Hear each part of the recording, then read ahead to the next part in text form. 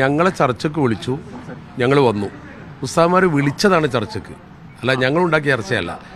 വിളിച്ചു, ഞങ്ങൾക്ക് പറയാനുള്ളത് ഞങ്ങൾ പറയുകയും രേഖാമൂലം സമർപ്പിക്കുകയും ചെയ്തു. ഇനി വിശദവിവരം പറയേണ്ടത് ഉസ്താദ്മാരാണ്.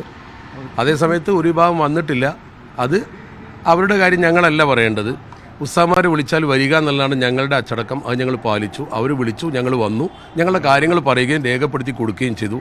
കൂടുതലൊന്നും നിങ്ങൾ പത്രക്കാരോട് സംസാരിക്കേണ്ടതില്ല എന്ന് ഉസ്താദ്മാർ പറഞ്ഞതുകൊണ്ട് ഞങ്ങൾ പറഞ്ഞുകൊള്ളാം എന്നവർ പറഞ്ഞതുകൊണ്ട് ഇപ്പോഴൊന്നും പ്രതികരിക്കുന്നില്ല. നമുക്ക് പിന്നീട് കാണാം.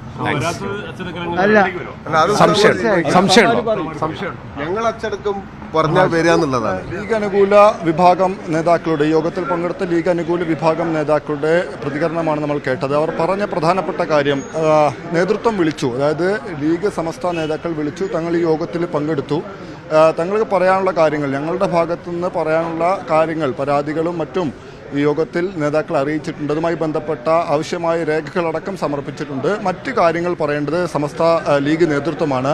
പരസ്യപ്രതികരണം പാടില്ല, അല്ലെങ്കിൽ പരസ്യപ്രതികരണം നടത്തേണ്ടതില്ല എന്ന് നേതൃത്വം നിർദ്ദേശിച്ചിട്ടുണ്ട്. അപ്പോൾ നേതൃത്വത്തെ അനുസരിക്കലാണ് തങ്ങളുടെ നിലപാട്. ആ നിലയ്ക്കാണ് യോഗത്തിൽ പങ്കെടുത്തത്. അതുകൊണ്ട് കൂടുതൽ പ്രതികരണത്തിനില്ല എന്നുമാണ് ഈ യോഗത്തിന് ശേഷം, അല്ലെങ്കിൽ യോഗത്തിൽ പങ്കെടുത്തതിന് ശേഷം അബ്ദുസമദ് പൂക്കോട്ടൂർ പ്രതികരിച്ചത്. ഒപ്പം തന്നെ അദ്ദേഹം പറഞ്ഞത് മറുവിഭാഗം യോഗത്തിനെത്തിയില്ല, അത് സ്വാഭാവികമായും അച്ചടക്ക ലംഘനം അല്ലെങ്കിൽ നേതൃത്വത്തെ അനുസരിക്കാത്ത കീഴ്വഴക്കമായി കാണേണ്ടി വരുമെന്ന ഒരു സൂചന കൂടി അദ്ദേഹത്തിൻ്റെ പ്രതികരണത്തിലുണ്ടായി. കൂടുതൽ പ്രതികരണങ്ങൾ നടത്തുന്നില്ല എന്നാണ് അവർ പറഞ്ഞത്. എന്തായാലും അധിക സമയം നീണ്ടു നിന്നിട്ടില്ല യോഗം. ഏതാണ്ട് 1 മണിക്കൂറിൽ താഴെ മാത്രമാണ്, 1 മണിക്കൂറോളം മാത്രമാണ് ഈ യോഗം ഉണ്ടായിട്ടുള്ളത്. ഒപ്പം തന്നെ എടുത്തു പറയേണ്ട പ്രധാനപ്പെട്ട കാര്യം, ഒരു സമവായ ചർച്ച എന്ന നിലയിലേക്ക് ചർച്ച ഉണ്ടായിട്ടില്ല.